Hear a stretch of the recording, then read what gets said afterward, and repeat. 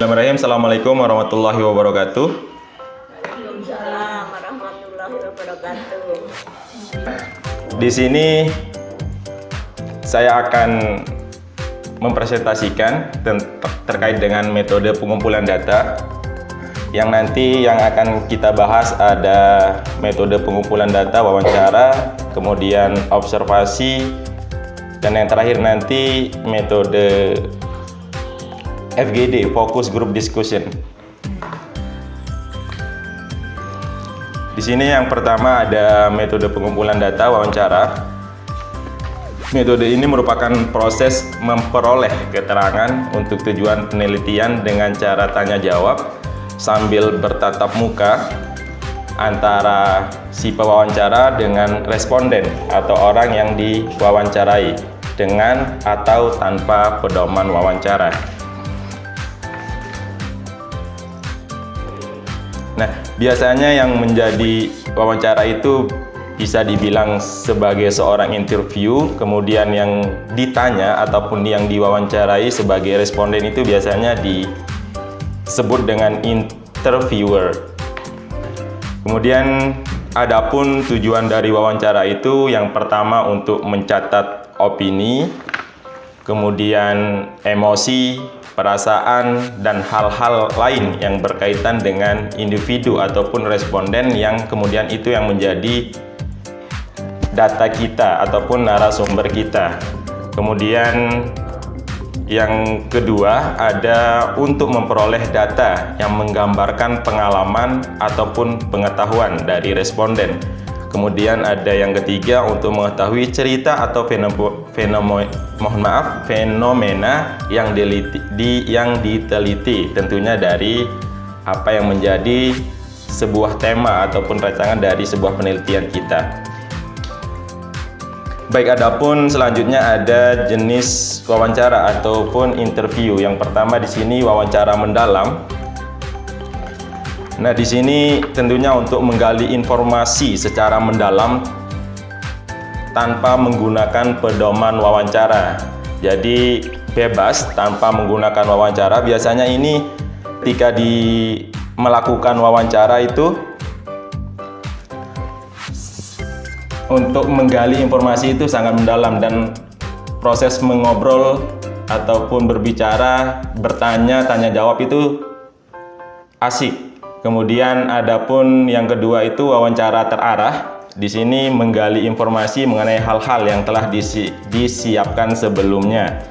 Nah, biasanya di sini ada digunakan ataupun pedoman dari pertanyaan.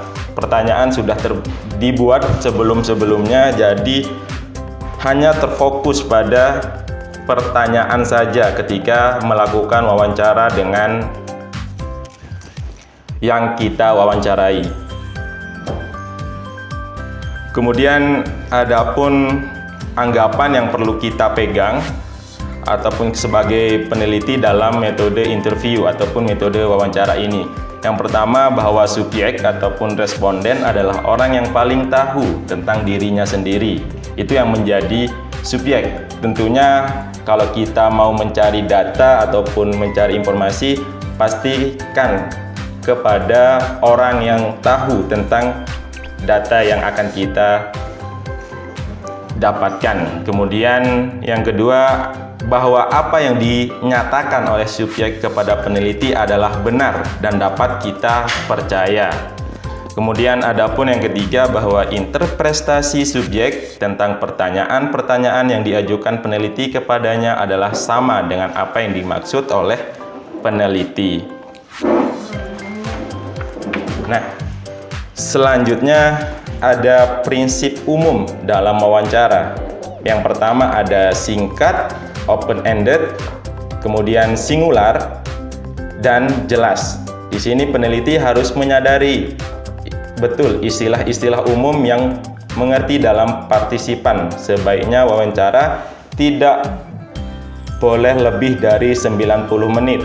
Apabila memang dalam wawancara tersebut masih dibutuhkan untuk mengadakan wawancara lanjutan karena merasa belum puas atau belum mendapatkan data yang maksimal, maka peneliti ataupun kita yang sebagai pewawancara dapat meminta di lain waktu ataupun di lain kesempatan.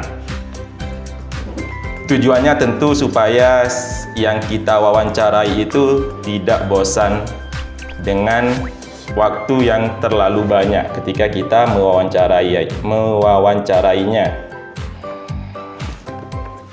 Kemudian selanjutnya kita beralih ke model wawancara. Nah, di sini ada yang pertama wawancara mendalam, yang biasanya pada wawancara ini umumnya disampaikan secara spontanitas. Hubungan antara pewawancara dan yang diwawancarai adalah hubungan yang dibangun dalam suasana yang biasa, sehingga pembicaraan berlangsung sebagaimana percakapan sehari-harinya, tidak formal. Tentu dengan tujuan wawancara mendalam adalah untuk dapat menyajikan konstruksi saat sekarang dalam suatu konteks mengenai data pribadi, data peristiwa, aktivitas, kemudian perasaan, motivasi, tanggapan ataupun persepsi, tingkat dan bentuk keterlibatan dan sebagiannya. Kemudian yang kedua di sini ada wawancara dengan petunjuk umum. Wawancara jenis ini mengharuskan pewawancara menyusun kerangka atau garis besar pokok pembicaraan dalam bentuk petunjuk wawancara. Nah, biasanya pada petunjuk ini berfungsi untuk menjaga agar pokok pembicaraannya yang kita rencanakan dapat tercangkup secara keseluruhan. Kemudian pembicaraan tidak keluar dari topik dan kerangka besar yang sudah kita rencanakan di awal. Kemudian yang ketiga ada wawancara baku terbuka. Nah, wawancara terbuka ini merupakan wawancara menggunakan seperangkat pertanyaan yang baku, yaitu pertanyaan dengan kata-kata, dengan urutan, dengan cara penyajian yang sama untuk semua informan yang diwawancarai. Nah, biasanya wawancara jenis ini perlu digunakan jika dipandang variasi pertanyaan akan menyulitkan peneliti karena jumlah informan yang perlu diwawancarai sangat ataupun cukup banyak. Kemudian yang keempat ada model wawancara yang terstruktur. Di sini dalam wawancara terstruktur ini pewawancara menetapkan sendiri masalah ataupun pertanyaan-pertanyaan yang akan diajukan kepada yang akan kita menjadikan narasumber ataupun responden kita. Nah, wawancara yang terstruktur ini memiliki tujuan untuk mencari jawaban, dugaan ataupun hipotesis. Nah, biasanya digunakan jika seluruh sampel penelitian dipandang memiliki kesempatan yang sama untuk menjawab pertanyaan-pertanyaan yang diajukan. Nah, adapun keuntungan dari wawancara terstruktur ini adalah tidak dilakukan pendalaman pertanyaan yang memungkinkan adanya dusta bagi informan yang kita wawancarai. Nah, kemudian yang terakhir di sini model wawancara tidak terstruktur. Nah, dari ini menekankan pada pengecualian, penyimpangan, penafsiran yang tidak lazim, penafsiran kembali, pendekatan baru, pandangan ahli, ataupun perspektif tunggal. Perbedaan wawancara ini dengan wawancara terstruktur yang nomor 4 ini adalah dalam hal waktu bertanya dan memberikan respon yang lebih bebas. Nah, dalam wawancara tidak struktur, pertanyaan tidak disusun terlebih dahulu. Ini yang membedakan antara wawancara terstruktur dan wawancara tidak struktur. Karena disesuaikan dengan keadaan dan ciri unik dari si responden kita ataupun informan kita. Kemudian selanjutnya, adapun kelebihan wawancara, kelebihan untuk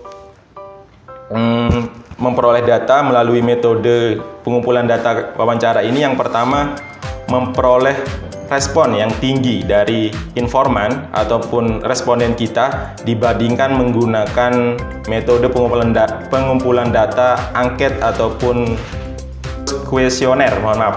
Kemudian yang kedua, memperjelas maksud pertanyaan.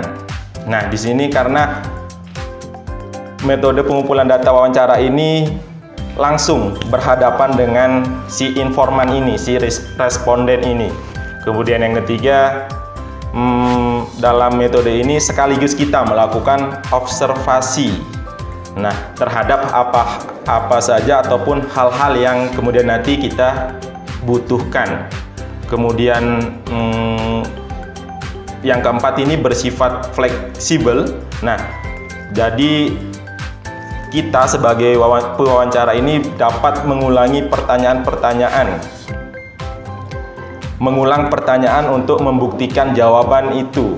Kemudian yang kelima, menggali informasi bersifat nonverbal.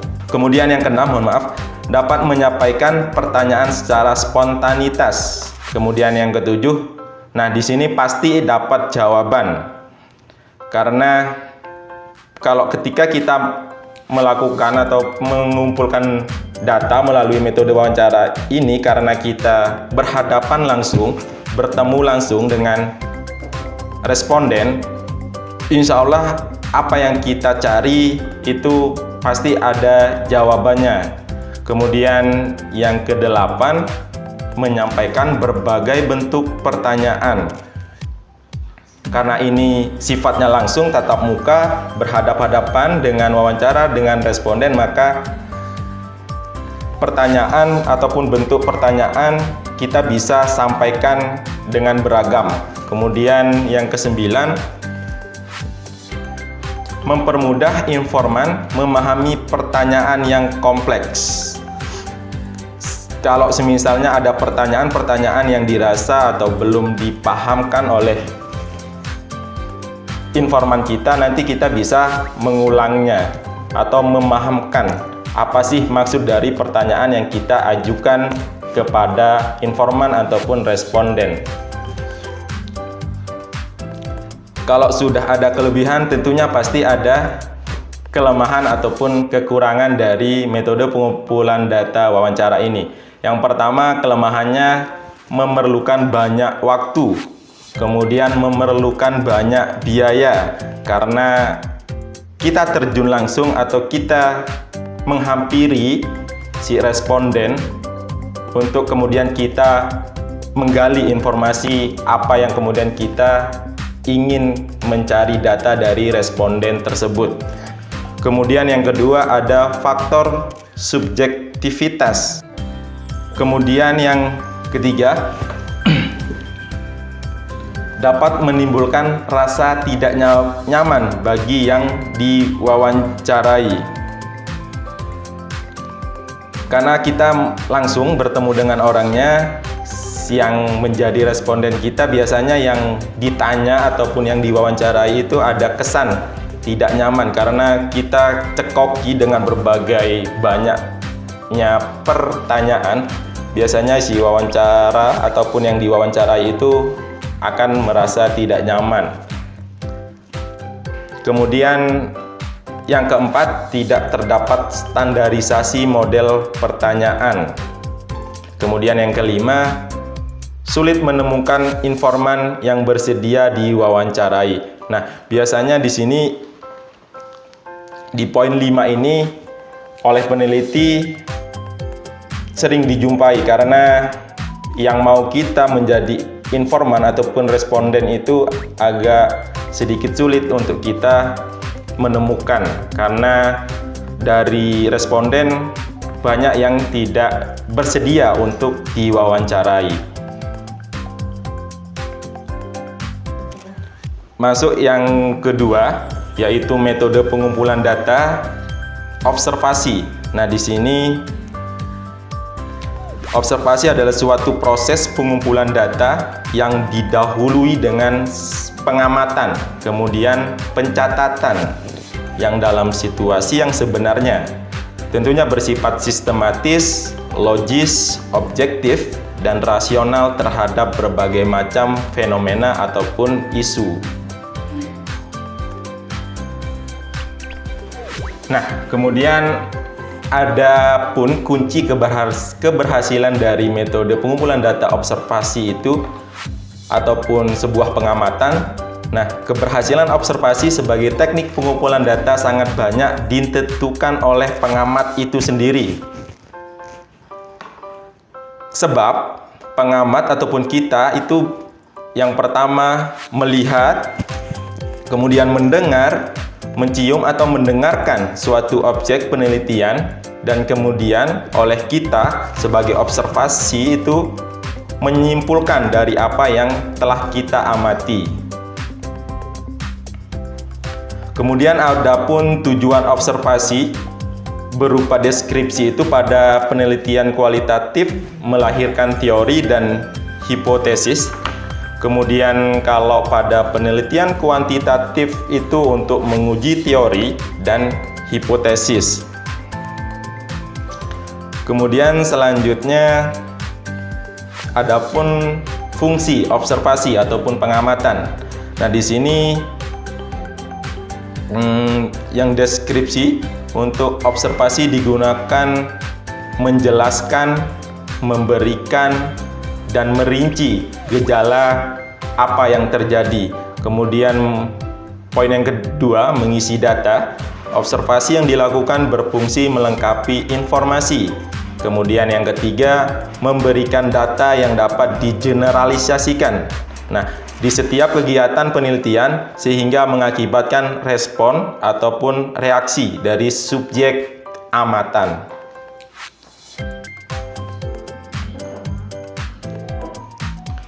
Nah, adapun keuntungan observasi di sini dapat lebih mengenal lingkungan fisik, peralatan, formulir yang digunakan, sangat membantu melihat proses beserta kendala-kendalanya. Karena observasi itu adalah sebuah pengamatan yang dibantu oleh panca indera kita, penglihatan kita, pendengaran kita, maka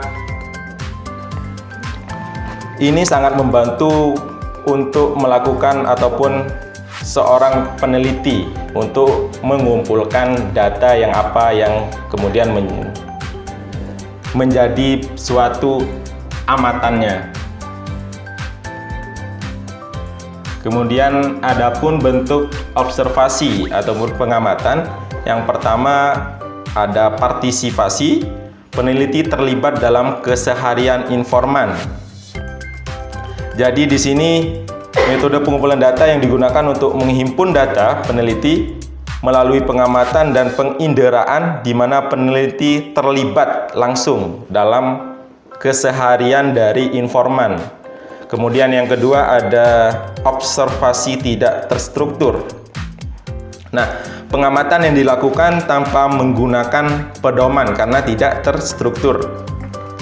Tentunya pedoman observasi, sehingga peneliti mengembangkan pengamatannya berdasarkan perkembangan yang terjadi ketika berada di lapangan. Kemudian yang ketiga ada observasi kelompok. Nah, observasi kelompok ini ialah pengamatan yang dilakukan oleh sekelompok tim peneliti terhadap sebuah isu yang menjadi ataupun yang diangkat menjadi objek suatu penelitian. Kemudian yang ketiga ada metode pengumpulan data FGD, ataupun melakukan eksplorasi suatu isu atau fenomena khusus dari diskusi suatu kelompok individu yang berfokus pada aktivitas bersama di antara para individu yang terlibat di dalamnya untuk menghasilkan suatu kesepakatan bersama. Nah, adapun tujuan dari FGD itu menemukan makna sebuah isu oleh sekelompok orang lewat diskusi untuk menghindari dari pemaknaan yang salah oleh seorang peneliti.